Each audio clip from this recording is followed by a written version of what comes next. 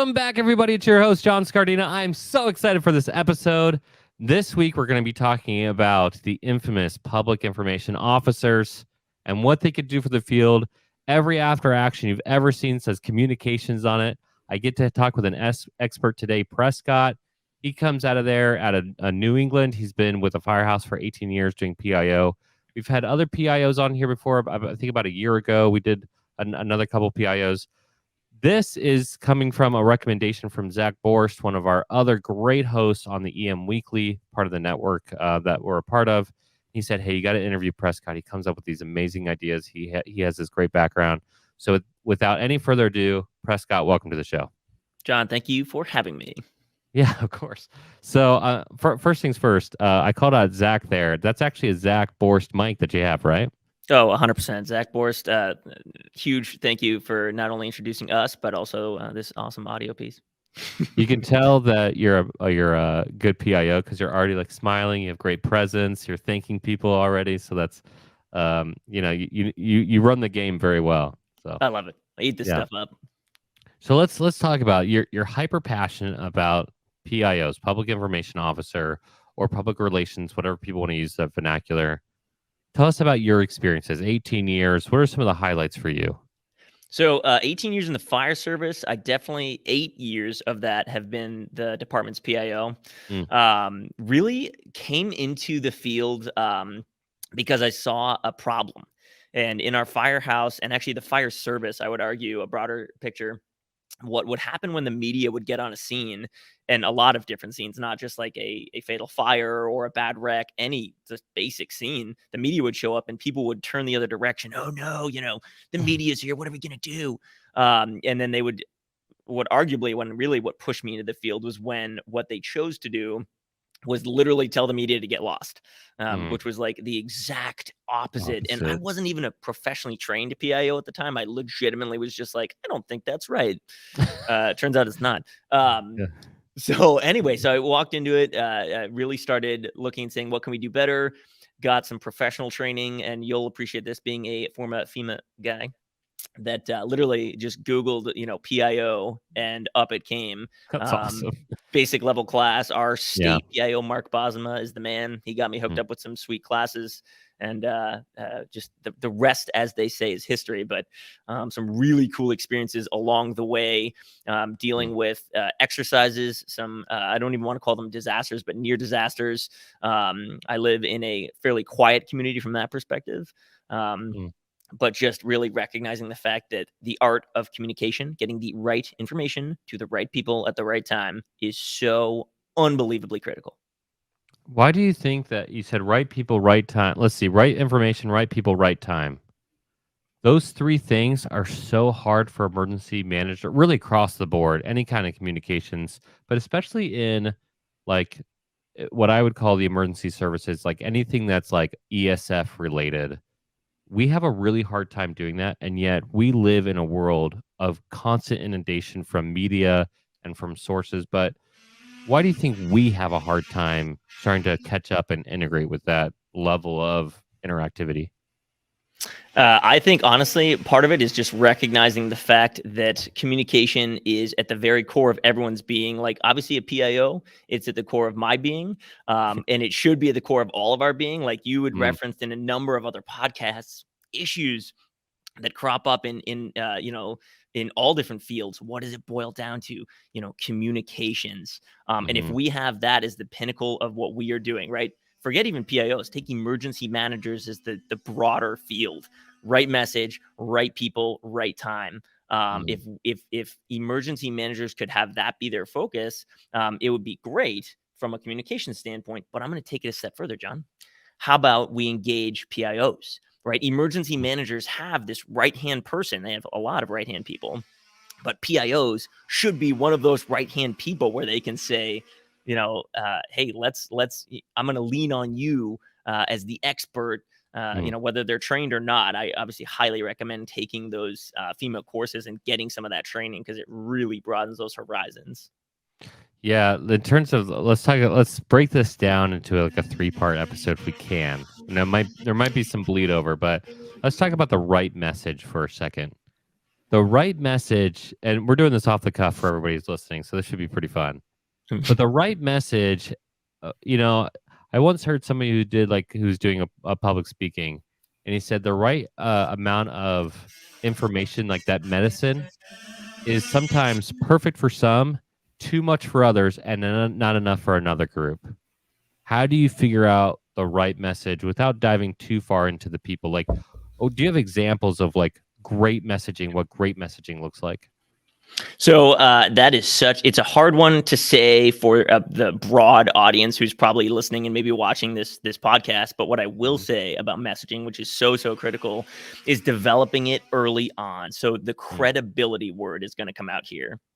If you are a self-proclaimed PIO or an official PIO that's taken a bunch of classes and you slap the helmet front on, whatever level you have of that, it comes with a level of credibility. So getting that, I'll use social media just because that is the very common one. Half of the world's population uses social media.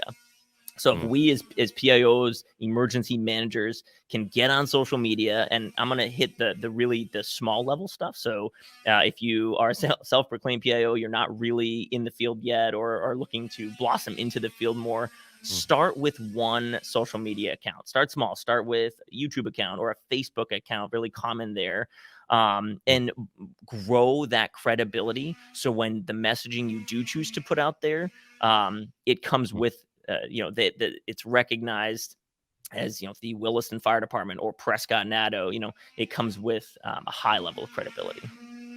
Yeah, that's actually interesting because when we start looking at that, especially with people with like really small groups who don't like if they have like a team of 1, right, or a team of 5, they think, okay, I got to be on YouTube, Twitter, Instagram, Facebook, LinkedIn.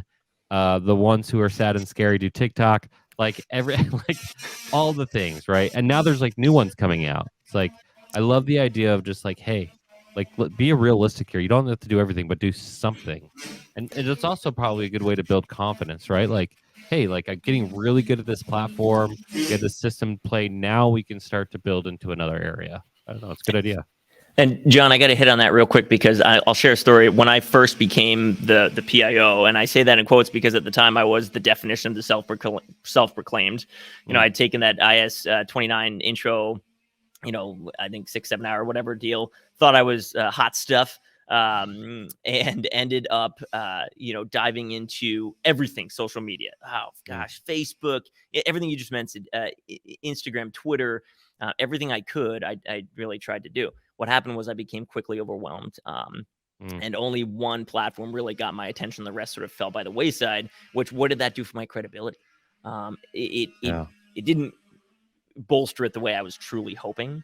Whereas, definitely I sit here 100% not a perfect PIO in any stretch of the imagination, but I do recognize the fault of trying to go in too many different directions, really finding that the one for us right now, we try really hard on our Facebook account. I acknowledge that our Twitter account is basically just for the media. That's we're reaching out to others on Twitter, but the media is a huge partner on Twitter, and that's where they usually come to us and say, "Hey, we saw this that you posted on your Twitter account. Interesting. Let's talk more about it." That kind of thing.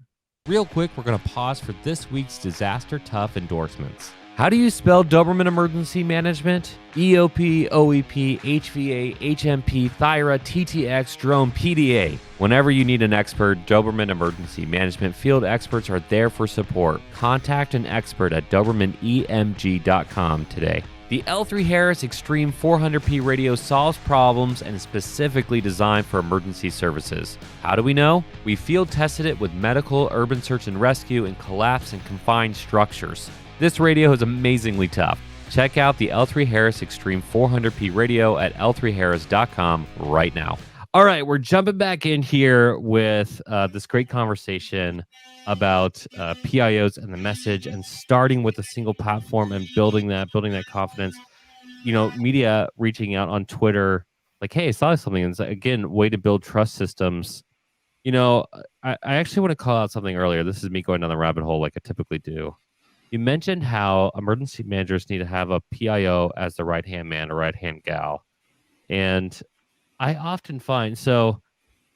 Well, I'll get to my point here in a minute, but I often find in emergency management planning and exercises, PIOs are often left out and yet are the number one reason you have success or failure because you have to interact with the community. And if you can't do that, then who are you serving? Like, how are you helping them? Do you find that to be accurate where you're at too? Or Preach, John, preach.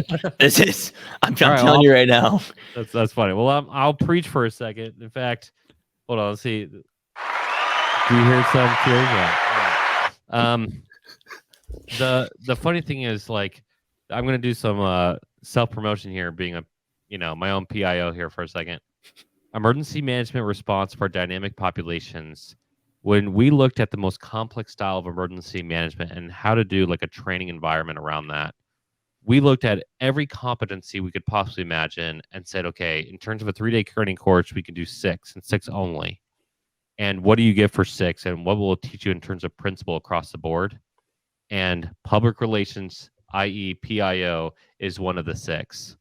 Because if you cannot communicate with people, you can't, like, you're going to fail. It's too big for you to manage on your own. You have to get buy-in from your community. So that's me preaching.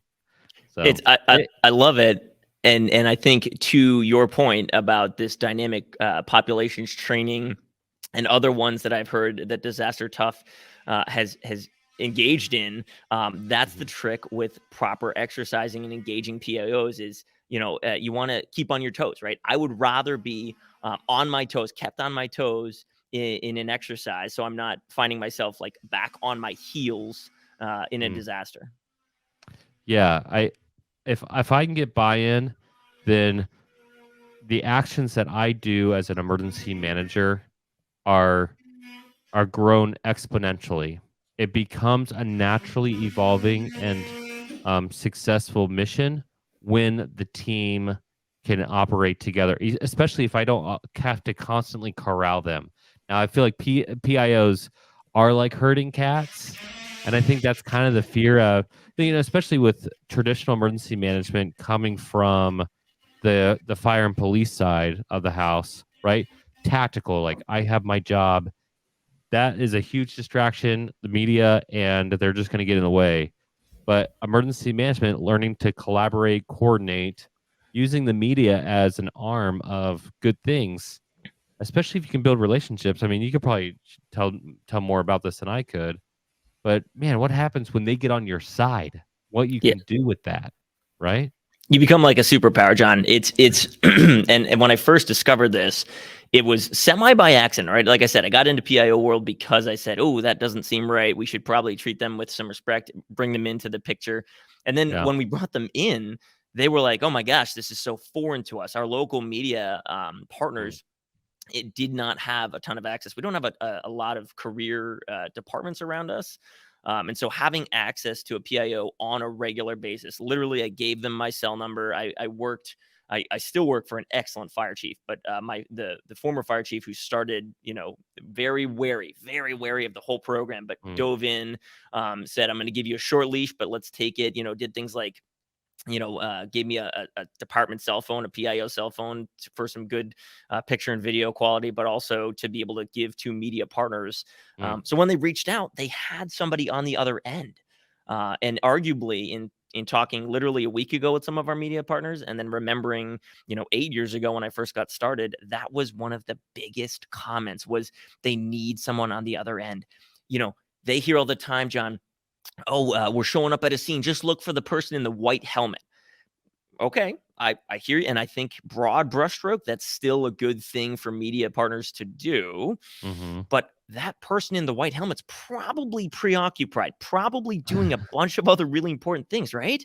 Yeah. So give them someone, does not need to be a chief officer even, somebody who can speak even remotely eloquently. You give them 3 bullet points and send them to the cameras. They will be off your back and have the information. You will have shaped the story instead of the story shaping you. Yeah, and how many times have you seen like people with either good intentions and good intentions? There's a, what's that quote? Like, are the pave the pathway to hell or something? Oh yeah. But you just like you have good people who don't have the training, don't have the experience, don't match up with a qualified PIO, get in front of the camera, and now they look a buffoon, right? Like they choke up, they don't know what's happening. People ask a question they're uncomfortable with that they respond terribly to, and then like snowballs, it gets away from them. Versus, you have this hungry beast who constantly wants information. Funny enough, as a podcaster, I don't get to deal with this as much as you get to, thankfully. But my audience, wow, they are hungry for information, and they want to do things right. And so, in terms of my perspective, I get to 20,000 people or so. I get to hear their feedback. If we have a good episode, I get to know. If we have a terrible episode, I definitely get to know. And they want to share ideas, and I think it's great, actually.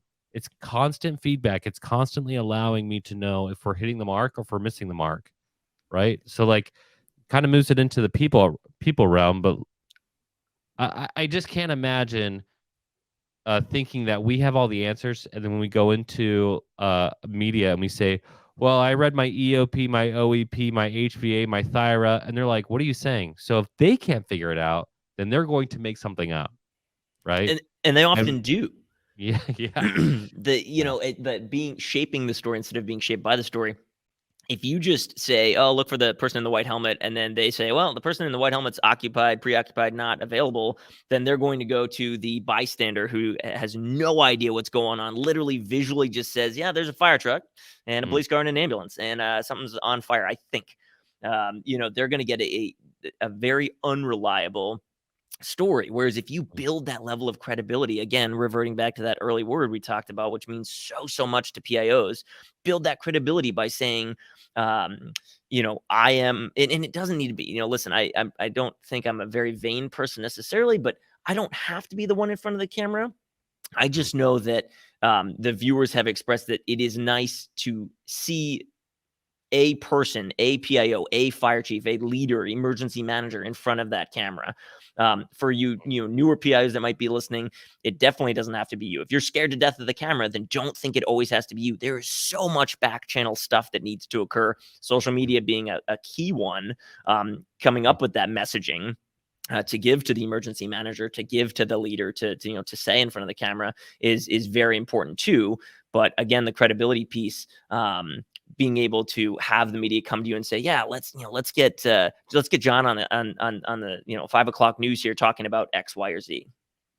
Okay, so let's play this game here for a little second. Do you know which post or which social media post is your most successful post, and do you know why?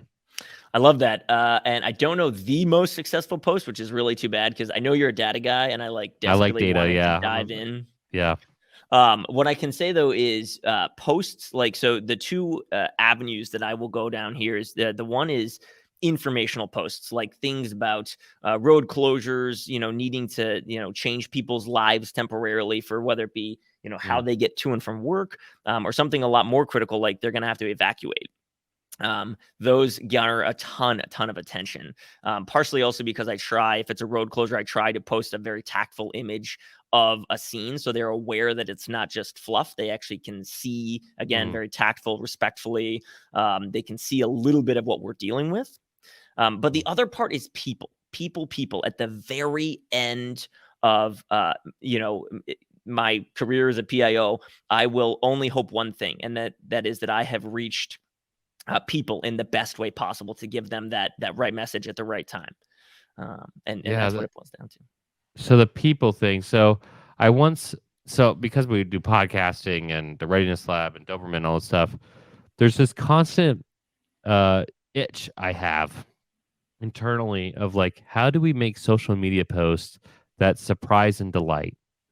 So how do you get to the right people with surprise and delight? And especially when social media goes out to everybody, how do you kind of corral not just the social media message, but corral the entire message so that the right people do get the information? So I think, John, I love that question. And I think in my early days, that definitely great success was had referencing people and kindness and good things, while also recognizing that not everything we post can be sunshine and butterflies. It can't be, right? Yeah. We're in the business of disasters in essence, and we need to be ready for that. but building that ahead of time, if we can find really kind, wonderful, amazing stories about our population and put that out there ahead of time to build that credibility again, then when the bad news does come, they say that's okay because we trust you, we know you, we are acknowledging that you are here for us. I'll give you a brief example. One of the posts that went absolutely way more viral than I ever expected was in wintertime. We had a patient who, an Alzheimer's patient, who had gotten away from the person who looks after them in a very cold, wintry environment. Ended up, rescue went out, the fire department went out. We found the person. A bystander had actually found them first, reached out to us. We came, we evaluated them. They were fine. Really, really fortunate about that. But what the bystander had left a red scarf around this patient. We transported the patient for precaution. The red scarf came with the patient. We somehow ended up with the red scarf. Posted it on social media, trying to say, hey, listen to the owner of this red scarf. Not only do we have your scarf, but thank you for being a human. Thank you for stopping. And it was dusk, so it was getting dark out. There's a handful of things that could have stopped this person from doing anything. They could have driven right by, but they didn't. They helped this person out. And I got to tell you, our post was not meant to garner any attention to the fire department. It was meant to garner a ton of attention to this person, which thankfully it absolutely did. But by proxy, by highlighting such a really community-based approach, it garnered an absolute ton of credibility for us as well. Maybe as our gift for coming on to the podcast, we'll send you a red scarf with like your name anagrammed on it. Zach Boyce would appreciate that because he knows that I actually wear scarves. So does he? Okay, cool. Hey, I'm okay with that. You live in cold weather, right? I do. The red scarf. Yeah, maybe we'll make a segment about that and just like take that out because I think that highlights. I like win-wins. I think it's perfectly okay to say as an emergency manager, we need a win for our department. I think it's perfectly okay to say we need a win for our department. How do we find a win for other people?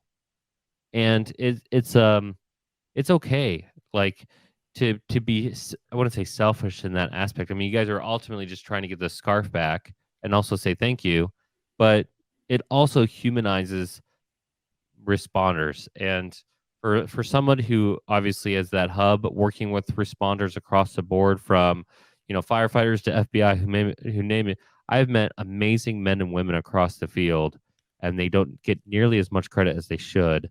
And it's because other people with different messages are taking over. And the best thing we can do, instead of closing the doors and getting away from the community, is to actually open the doors and actually taking control of it. Isn't that funny though? Like, you think like all these A-type personalities would want to attack this problem, but all the A-type personalities, we all like go like, uh-oh, like, yes, I don't want to deal with this. No, we should want to attack it. We should want to help out. I don't know, get in front of the problem. If anything, I don't know. So, oh God, this is a great conversation. One of the things that I want to talk about very quickly, my own little tiny rabbit hole, and for folks listening, I hope you can engage your media partners in this as well. Coming up in actually, God, it's like a week away. Holy moly. We have engaged our media partners and are doing a sort of media/emergency services get together for the expressed purpose of getting us in the same room, trying to break down barriers first and foremost, because we know they exist. But what I envision occurring, and what I truly think will occur, is that it's going to break down some barriers and then get the media and emergency services in one room saying, what can we do? Our goals are the same. Emergency services and the media want to get, again, I'll hit the PIO aspect here pretty hard, but they want to get that message out to the community in the most effective way possible. Yeah. What do you feel about the issues surrounding like this need for like dramatic messages? Like, that's like the one thing that like, funny enough, there was like a case study. I'm trying to remember who did the case study. It was about gang violence and shooting.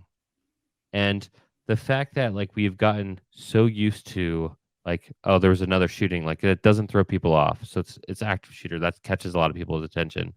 But the Boston bombing, at the incident, in terms of like national attention, in terms of media, it was explosive. Gosh, I hate to use that pun. Probably shouldn't have used that. But it was so big because a bomb. And we talk about dirty bombs, and dirty bombs comparatively to nuclear blast are not nearly as effective. But it's all about like this dramatic approach. How do we grab the media's attention where they want to share our message without going into the drama and more into the information side? Do you see where I'm going with this? Like, how do we get them to want to share our message versus taking a spin on it? So I think I like where you're going with this because the media really does thrive, and I love our media partners a lot here, but they really do thrive on that intense, really, the more dramatic it is, the more the media will pay attention to it. If you have a house fire, they might, blink their eye towards you. If you have a house fire with an explosion and a reported fatality, they'll have news trucks lined up down the road. And they'll call it raging house fire. They won't say house fire. Every little the most extreme, raging house fire we've ever seen in this specific neighborhood. It's like, like the fire alarm went off. I don't know. Like that's sometimes I feel like the vernacular there is a bit much. You know how side tangent here. You know how you really love the term whole community and want to embrace it at every moment. Oh my gosh. So my whole community, John, is fully involved, and the fire nerds out there will appreciate what I just said because there's so many the media fully involved house fire, and it literally was like a bush out front that caught maybe part of the porch. Fully involved. Hey, if you take the photo at the right angle, all the flames will look. It's all about perspective. Angles. It's all about angles and perspective. Whole community. What a redundant whole community. I'm gonna eat this apple. I'm gonna eat this whole apple. I get a kick out of it, but I back to the drama piece. We have to feed a little bit of that. I have to admit, and as a PIO, I do strive to engage, whether it be Twitter, Facebook, any social media I can. But there's a way, if we get to them ahead of time and we develop that relationship ahead of time where we say, listen, we're going to loop you in on social media. We're going to loop you in on cell phone or text message, whatever it takes to get you here. But we are going to be very real with you, right? If this fire is truly just a bush that caught part of the porch on fire, or if the carbon monoxide leak really only caused, half a dozen folks to evacuate, not 3 stories of, elderly folks in the middle of winter, 0 degrees. We just have to be real with them 100% and recognize that a level of drama is okay because I think people, the civilian population that we serve, thrive on that too, as I alluded to in some of the pictures, wanting to give them a little bit of a taste of what we're dealing with, but not over dramatizing it to simply gain ratings or likes or what have you. Yeah, that's gosh. What a difficult problem to solve because there's a little bit of like human nature there. Like, and we're all in it too. Like action movies, I'm all in. You know what I mean? Like the most unrealistic walking away from explosion scene. I'm like, oh yeah. So like at one point we had to say like, okay, we don't need to add, again, pun, fuel to the fire here. But I think we have to be realistic of saying like, okay, you have to be willing to fight culture, human nature, norms, and like the way people consume media to not include any of that. Like the fact that you mentioned that every time you do a post, you do a picture, like a respectful, tactical pictures, I think is what you said, is so much more effective than just words. And they've been starting to do this with mass notifications as well. Instead of just saying, a silver sedan took a child, blah, blah, blah. Now they're showing a picture of the sedan. Like, all that stuff is starting to, I think we're starting to figure it out, but I wanted to get to the next level. And I think that kind of bleeds into our last topic here of timing. How do you get messaging that is the right message for the right person actually in the right timing? Because, man, especially with mass notifications, we are still behind. But how do we get there? So, moment of zen here. Lessons learned, major lessons learned. Hold on. I love this. See if I can do this. Was it this one? No, was that a? Brrr? I can't hear it on my end. It a little enough of Was it one. like It a actually. chime? Wait, was this one? There we No. go. Yes. No. Oh, there we Do go. the other one. Do the other one. Moment, Yes. moment of Zen. Okay. Yeah. I can appreciate that versus the wagon wheel or whatever that was. Oh, I couldn't hear it. That's funny. So the moment of Zen is the learning lessons that I have had early on when I tried to do 1,000 social media networks. And you talk about timing. I was making posts way later than, oh, I think they'll still be effective. Yeah, not really. And when you start using data and the analytics, you say, ooh, wow, those were ineffective posts completely. Here's the problem. As a one-man shop, from the PIO perspective, it's very hard. It's hard to get, I'm a captain, and so I ride the front right seat often. I'm fortunate that I'm not on the first out apparatus. I'm on the ladder truck more often than not, which means if the first in apparatus is doing some solid work, I, at a motor vehicle crash or something, can recognize that they have a good handle on things and can then engage in that social media messaging in a timely fashion, i.e., right when it's happening. I understand I shouldn't say most. A lot of folks don't have that bandwidth. They can't get that, level of posting, which is where collaboration comes in, right? If you reach out to your fire chief, you reach out to your boss, whomever it is, and can say, hey, listen, this is critical. Messaging in the right time is critical. Would you allow me to, when things get squared away, give me the nod, or maybe you can help me with this? From your command perspective, whatnot, to get some of those photos in a really rapid fashion, learn how to do it from a cell phone on the scene kind of deal. And also in the realm of collaboration and in timely messaging, I've engaged with some of our neighboring fire departments and said, hey, listen, I am the Williston Fire Department PIO, but I can be your background PIO, right? So if a big incident happens in XYZ neighboring community, I can be there taking some pictures and sending them to you. Again, I don't want to be the face in front of the neighboring community because they don't know me in that realm. But I want to help you get that messaging out by crafting the messaging for you, by taking some of those pictures, doing a lot of that background work that is so critical to get the timely message out there. You just called me out hardcore because I'm always that guy who's like, well, yeah, it's late, but and being a data guy, I've also seen that. Like, what am I doing? I feel like a clown. Like, I feel like I'm putting on the clown makeup. Like, oh yeah, this is effective. Yeah, this is gonna help. But the reality is, like, timing is everything. And really the opportunity to combine timing with the right people and the right message and targeting systems. I'm going to loop it all the way back here because for all these people who are like maybe taking notes right now, we have lots of people who take notes on our episodes. You mentioned before starting with one platform. In your professional opinion, what is the platform? Team of one, they just want to start this off. Where should they start? I got to say Facebook, and here's why. I have been trying to derive some analytics as far as what is the best social media site, and I'll go on a very brief tangent in a minute. But Facebook is, near and dear to my heart because it's where we started, and I started as a PIO. It also reaches, billions of people, and a huge population worldwide are on Facebook. It's also very easy to use. A lot of things have changed recently that I'm still adapting to, but the reality of it is it's very easy to use. My quick tangent is related to YouTube. The gentleman I alluded to earlier from one of our local media affiliates who works with me in the fire station has been really harping on me to revamp, and he and I are in the process right now of revamping our YouTube page. 30, 60, 90 tops second videos that highlight really critical topics in a short, succinct fashion. So Facebook is great with, post that picture, post that update about traffic or about, an evacuation, or even, like I said, the red scarf, something positive.